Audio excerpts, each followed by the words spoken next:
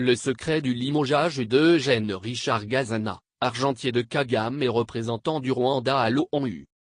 Pour la grande majorité des pays, le poste d'ambassadeur auprès des Nations Unies à New York est souvent réservé aux hommes de confiance des chefs d'État ou des premiers ministres, selon le régime politique.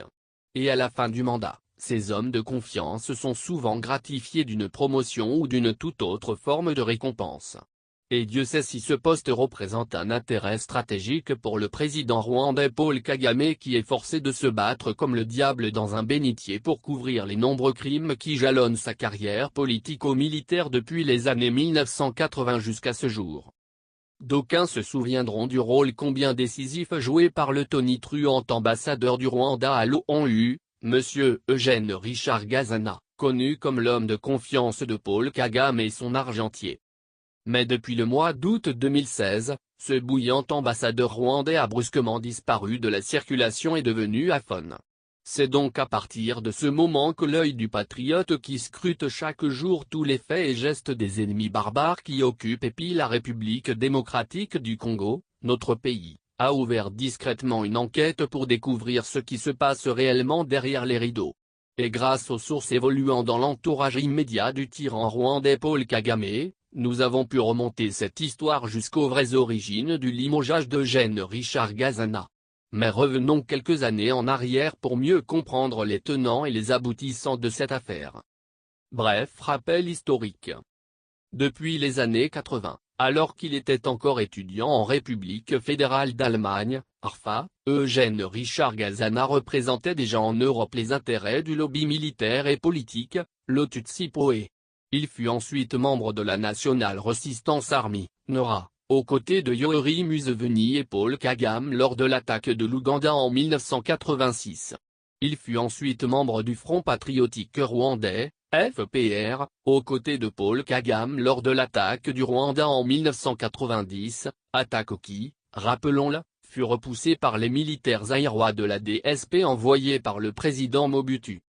Ainsi, très logiquement, après la prise du pouvoir au Rwanda par le Tutsi-Poe en 1994, Gazana fut nommé par Kagame chargé d'affaires du Rwanda en Allemagne. Et c'est en 2009 que Gazana quittera les nombreux postes qu'il cumulait en Europe, notamment en Allemagne et en Suisse, pour aller occuper celui très stratégique de représentant du Rwanda aux Nations Unies, poste où il a brillé par des manœuvres et des discours mensongers dont l'objectif ne visait qu'à couvrir les multiples crimes odieux commis par le Rwanda en République démocratique du Congo. Selon les témoignages concordants de plusieurs sources, M. Gazana jouissait déjà de la confiance sans précédent du couple Kagame depuis les années 1990. La démonstration de cette confiance a atteint son apogée à la nomination de Gazana comme représentant du Rwanda aux Nations Unies. Car, en plus de ce poste déjà très stratégique, il fut nommé par Paul Kagame ministre de la Coopération nationale délocalisé à New York. Mais cette manifestation de confiance ne s'arrêta pas au seul domaine officiel. Car Eugène Gazana, surnommé Kinyotri en Kinyarwanda, ce qui veut dire clignoteur, a bénéficié de la pleine confiance de Monsieur et Madame Kagame au point de se voir confier la garde parentale de leurs 4 enfants qui étudient aux États-Unis. Nos enquêtes ont pu établir que Gazana jouait déjà ce rôle de l'ange gardien pour Madame Jeannette Kagame depuis qu'il était en poste en Allemagne et en Suisse à cette époque-là. Elle aimait beaucoup séjourner en Europe pendant que son conquérant de mari, le va-t-en-guerre, était occupé par ses campagnes militaires. L'arroseur arrosé. Alors que Paul Kagame se lançait dans des conquêtes hégémoniques pour élargir son empire Imatutsi au-delà des frontières du Rwanda, il ignorait totalement qu'un autre conquérant et prédateur de son genre se lançait à l'assaut de son foyer. Il ne l'apprendra qu'au mois de mai 2016, lorsqu'un proche ami de son beau-frère, donc le frère de Jeannette son épouse, lui révélera que son deuxième enfant qui joue au basket aux USA n'est pas son enfant, mais en réalité, le fils de son ami et protégé Eugène Gazana. Choqué et hors de lui, Kagame se rend précipitamment aux États-Unis et procède au test ADN pour en avoir le cœur net. Le verdict du test est fatal, l'enfant n'est pas de lui. Kagame en furie embarque illico l'enfant et le ramène avec lui à Kigali. Dès son arrivée, Jeannette Kagame est mortellement tabassée et complètement défigurée par un Kagame hors de lui. Elle n'a eu son salut que grâce à l'intervention rapide des 20 militaires commis à sa garde, et qui ont réussi à l'arracher des griffes de son mari, à l'exfiltrer et à la faire réfugier chez ses parents. Ils y ont ensuite opposé une farouche résistance aux militaires envoyés par Kagame pour la récupérer de force. Voyant sa mort venir, Jeannette Kagame lança un appel SOS au président Yoweri Museveni qui débarqua aussitôt pour éteindre le feu.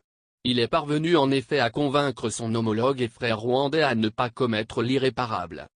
Le 10 août 2016, Paul Kagame réunit le Conseil de ministres au cours duquel il décide le limogeage et le rappel immédiat de M. Eugène Richard Gazana à Kigali. Mais Madame Jeannette Kagame appelle le père de son enfant et lui conseille vivement de ne pas commettre l'erreur de revenir à Kigali où il sera certainement tué. Seulement, Kagame n'avait nullement l'intention de tuer Gazana avant de récupérer son pactole. Car en plus d'être le gardien de sa femme et de ses enfants, les vrais et les faux, Gazana était surtout son argentier. En effet, tout l'argent de Paul Kagame issu du pillage en RDC avec des sociétés mafieuses et des multinationales transitait essentiellement dans les comptes de son homme de main Gazana. Celui-ci le plaçait dans des banques situées dans les paradis fiscaux à travers le monde sous des noms d'emprunts dont il détient seul le secret jusqu'à ce jour.